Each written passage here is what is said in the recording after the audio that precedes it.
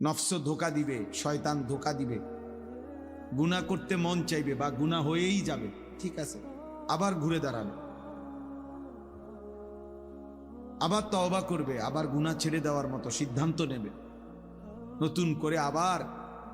প্রেরণা যাবে। এইভাবেও যদি কেউ চলতে থাকে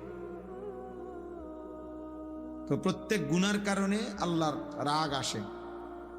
আর নেকির কারণে আল্লাহর রহমত আসে। তো আল্লাহ তাআলা নিজে বলছে, বান্দা শোনো, সাবাকাত রাহমাতি আলা গাদাব,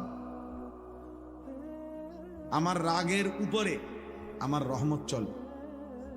অর্থাৎ আমার রাগের চাইতেও রহমত আগে আসে। তাহলে অতএব নফসের সাথে, মনের চাহিদার সাথে এবং শয়তানের সাথেও যদি কেউ ধাক্কাধাক্কিও করে, যে শয়তান তাকে একবার গুনাহ করায় ফেলছে, আরেকবার সে হিম্মত করে আবার ফিরে দাঁড়াইছে যে না, আমি গুনাহ করব না,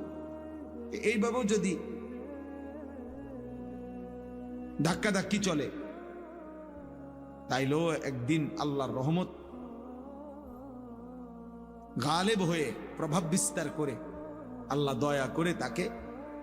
পুরাপুরি গুনাহ ছেড়ে দেওয়ার হিম্মত দান করে।